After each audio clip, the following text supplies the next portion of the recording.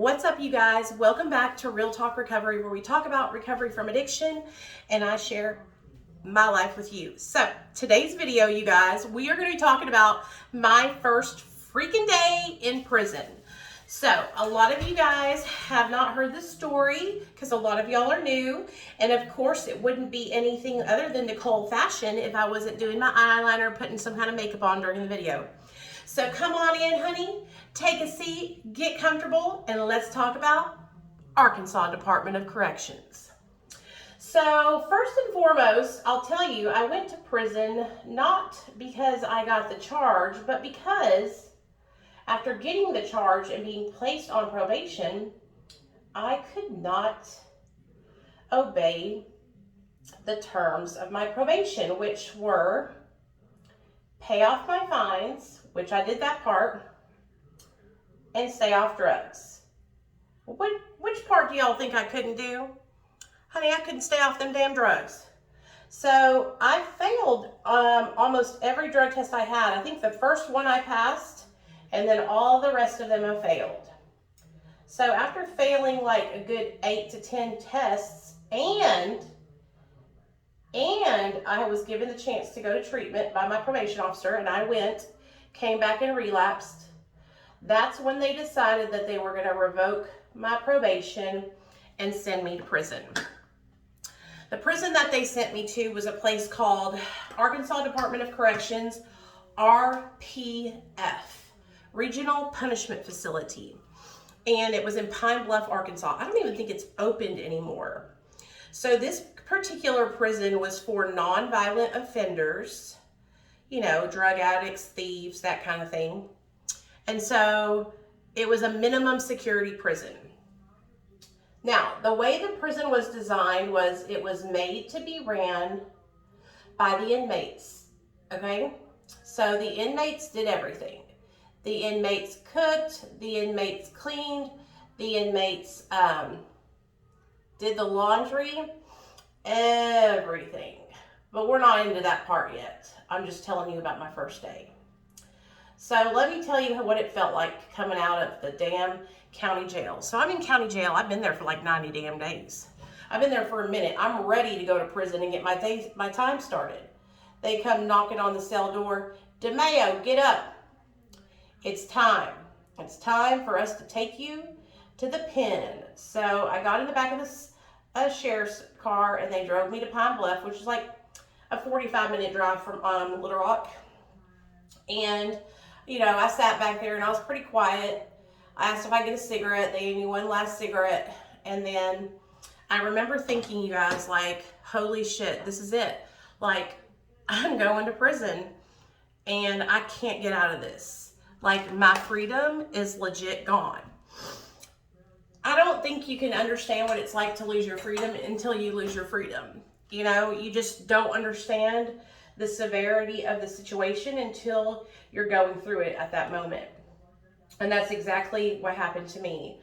I had thought about this moment for 90 days, but I just didn't know what it was going to be like. And I was finally experiencing it. Now, let me tell you what I was like. I was scared. Not afraid of other girls, not afraid of being hurt, because I can take an ass whooping and keep on ticking. I was afraid of like not having anyone to support me there. You know, I was afraid of my parents not writing me. I was afraid of all the friends that I thought I had turning on me. And that's exactly what happened. The only people who wrote me the whole time I was in prison was my best friend, Scott, and my mom and dad, and that was it. My mom and dad came and visited me every Saturday, and they brought my sister with them one Saturday. When I first got there, they had me in reception. I had to get my clothes, and then they took me into the bathroom, and where they had me and two other women who were about 350, 400 pounds. Y'all have to remember, I was super small. I was like 120 pounds, 110 pounds. Standing in between these women naked in the shower, and they were spraying this delousing stuff on us. It makes you, you know, not have lice or whatever. I remember them going, DeMayo, pull your butt cheeks apart, squat and cough. And I'm like, what? Squat and cough. Harder. Harder. You know, and you're just like mortified. Mortified. Well, the thing about this prison was you didn't get to go straight to your cell or straight to your unit. You had to go into the hole for 3 days. For the next 3 days, I was in the hole with this girl named Nikki. And y'all already know me, and Nikki was chopping it up, talking about everything. I asked her, like, Nikki, why are you in here? What happened? This girl told me that she, and this is true, she was high on methamphetamine. She drove her car through a church on a high-speed chase from the police. So that's what she was doing in there. I told her why I was in there, you know, for revocating and having possession of meth. And so we sat in there for the next 3 days telling each other war stories and laughing about all the stupid shit we had done in our active addiction. And I remember sitting there talking with her and telling her, you know, like, I'm never going to come back to a place like this ever again. I'm never going to get myself in prison ever again. And I haven't, thank God. That's because I don't do dumb shit no more. But we sat in there, we laughed and laughed, and then we got assigned to our units. We were both in the same unit because we were both new, which was Unit 2. And my first night in Unit 2, I remember laying there, and all I could hear was, you know, girls farting and sneezing, laughing and giggling, and just the creaking of the metal racks because we laid on metal bunk beds with like a mattress like that thin. And I had on my little boxers and my sports bra and my t-shirt and my white socks, my white underwear. And I was like, damn, dude, I'm here for a whole year and I can't go home. I laid there and I thought, how did it get to this point? It was all because of addiction. Everything that had happened to me in my life up until that point had been a direct result of me being in active addiction. And at that moment, laying in that prison bed, I thought, you know what? I'm never going to come back here again. I'm never going to get high again.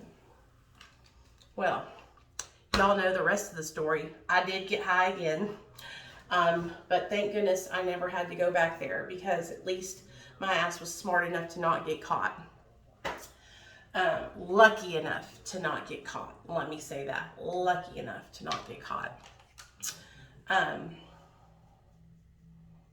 That first night was lonely. I wanted to cry, but I didn't want other people to hear me crying and think I was a pussy. So I kind of just, you know, kept it to myself. But I remember just laying there thinking like, damn girl, you done fucked up. And that's what it was like, my first night in prison.